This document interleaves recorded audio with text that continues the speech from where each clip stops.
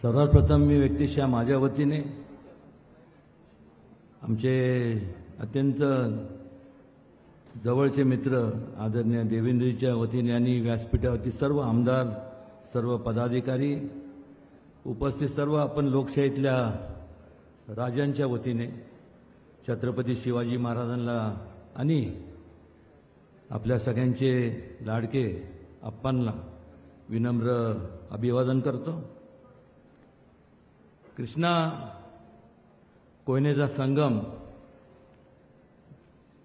कराड येथे होतो आणि त्याच धर्तीवर आज आमचे मित्र अतुल बाबांनी आज कृषी आणि उद्योगाचा संगम घडवून आणला। त्याबद्दल त्यांचे व त्यांच्या सर्व सहकाऱ्यांचे मनापासून आभार मानतो। आणि आजच्या ह्या आपणच्या जनशताब्दी वर्षाच्या निमित्ताने घेतलेल्या ह्या कार्यक्रमाकरता उपस्थित असणारे आदरणीय देवेंद्रजी, आमदार शिवेंद्रराजे, आमदार जयकुमार गोरे, माजी आमदार आनंदराव नाना, माजी आमदार नरेंद्र पाटील, आदरणीय सुरेश बाबा, अतुल बाबा, विनायक बाबा, बाबांची संख्या मोठी दिसते, विक्रम जी पावसकर, माझे मित्र आणि जिल्ह्याचे जिल्हाध्यक्ष धैर्यशील दादा, ज्ञानेश्वर खिलारे, आदरणीय मदन दादा मोहिते, विक्रम बाबा पाटणकर, चित्रलेखा ताईसाहेब, त्याचबरोबर मनोज दादा, रामकृष्ण वेताळ, गोव्याचे माजी उपमुख्यमंत्री, आवर्जून या कार्यक्रमाला उपस्थित असलेले बाबू कवळेकर, राजेंद्र यादव, सम्राट माडिक, जगदीश दादा जगताप आणि उपस्थित सर्व या ठिकाणी सर्व मान्यवर, माफ करा कोणाचं नाव राहिलं असेल तर, जेवढे ज्यांची नावं घेतले जेवढे सगळे महत्त्वाचे आहेत तसे इतर व आपण सर्व तेवढंच, आपण सर्वजण माता भगिनी, ज्येष्ठ नागरिक, आपण सुद्धा तेवढेच महत्त्वाचे आहात। या ठिकाणी आपण जर बारकाईने पाहिलं, हे फार वेळ घेणार नाही कारण की देवेंद्रजींचं आपल्याला मनोगत ऐकण्यासाठी आपण आतुर आहात, पण अनेक वर्षापासून जर विचार केला आपण तर ह्या संपूर्ण पश्चिम महाराष्ट्रात हा ज्या पक्षांचा बालेकिल्ला म्हणून समजला जात होता किंवा जे म्हणायचे की हा आमचा संपूर्ण बालेकिल्ला आहे, आणि या ठिकाणी आम्ही दगडाला शेंदूर जरी फासलं तरी निवडून लोकांना पर्याय नाही, ते निवडून देणारच। हे बोलत असताना कधी कधी त्यावेळेस मला असं वाटायचं की एवढा अहंकार कशामुळे ह्या लोकांच्या मनात।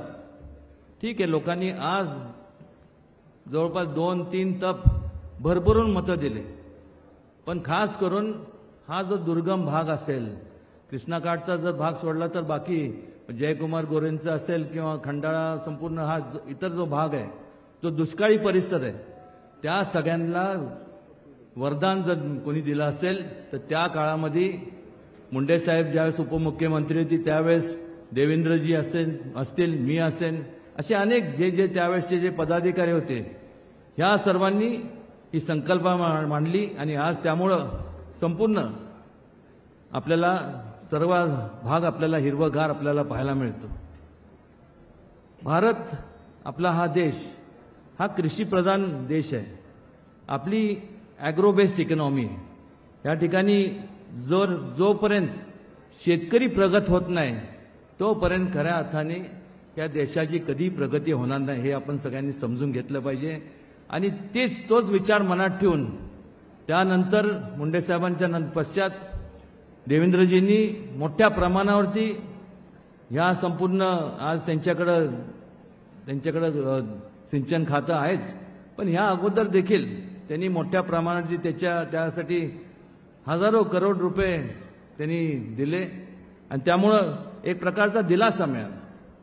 बारकाईने जर आपण विचार केला तर 70% जे संपूर्ण देशातले लोक आहेत हे सर्व जास्त करून शेतीवरती त्यांचं जीवनमान अवलंबून असतं आणि उरलेले जे 30% आहेत, हे 30% जे लोक आहेत हे त्यांची डिपेंडन्सी म्हणजे ते शेतीवर आधारित असतात किंवा ते शेतीवर अवलंबून असतात. कारण जोपर्यंत शेतकरी हा सधन होत नाही, त्याला जोपर्यंत त्याची आर्थिकदृष्ट्या त्याची वाढ होत नाही, त्याच्या उन्नती होत नाही, तोपर्यंत कुठलेही जे उद्योजक असतील त्या संपूर्ण उद्योजकांनी कुठलेही जे काय प्रोडक्ट किंवा जे काय बनवतील ह्याला गिराईक शोधणार तरी कुठं. आणि त्यामुळं शेतकरी सधन झाला की शेतीशी निगडीत जे काय इंडस्ट्रीज असतील त्यांचं साहित्य शेतकरी विकत तर घेईलच, पण किरकोळ गोष्टी असतात, समजा गाडी असेल किंवा घड्याळ असेल किंवा जे काय असेल ते शेतकरी हा म्हणजे हे जरी उत्पादन करता असले तरी सगळ्यात मोठं गिराईक म्हणजे शेतकरी वर्ग आहे. आणि त्यामुळं एकामेकाला पूरक असं हा संपूर्ण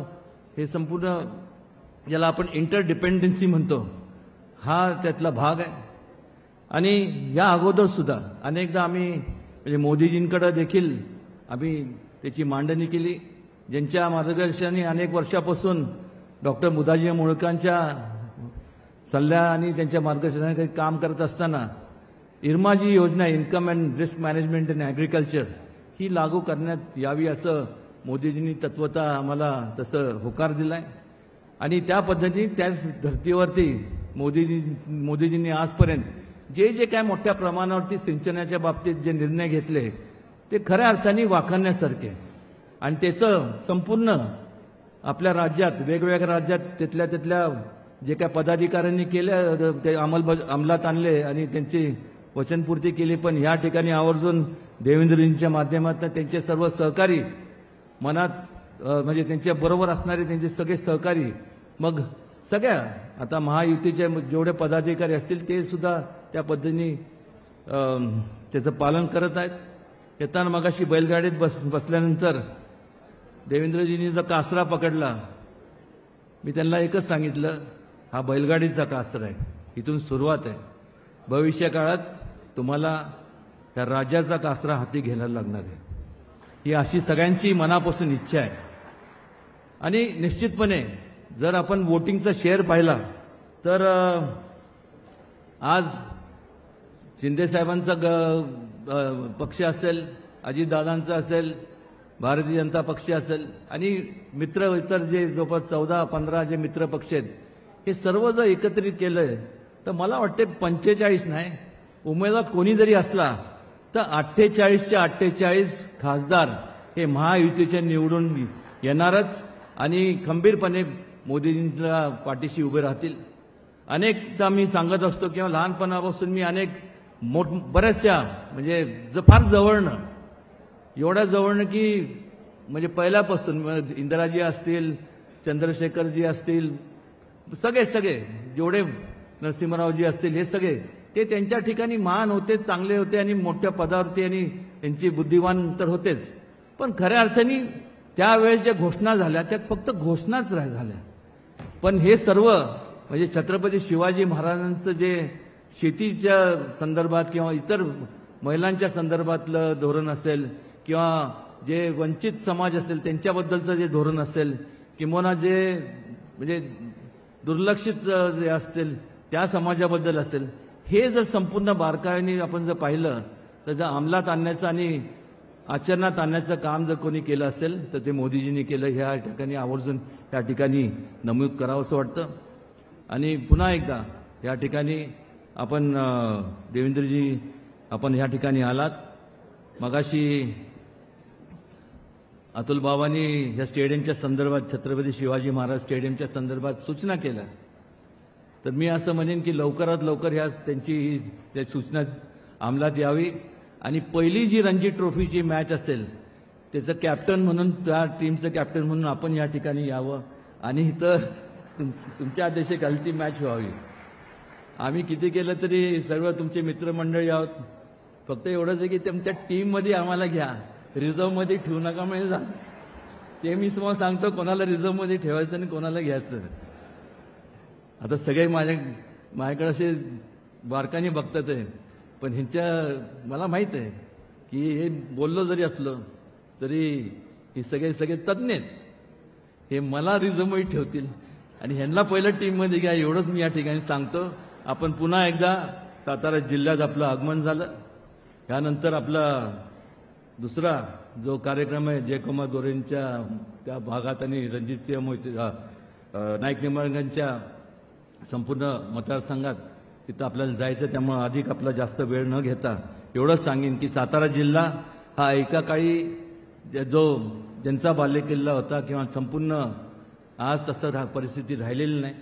हा बालेकिल्ला हा सर्व संपूर्ण लोक हे जरी आपले 2 डोळे असले तर ह्या संपूर्ण जनतेचे अनेक जे संपूर्ण नजर आहेत हे सगळे कोण काम करते कोण कार्यरतपणे संपूर्ण कार्य करत असतं याच्याकडं बारकाईचं लक्ष आणि निश्चितपणे आपल्या सर्वांच्या पाठीशी आणि खास करून संपूर्ण महाविकास आघाडीला आशीर्वाद नक्की देणार एवढंच या प्रसंगी सांगतो.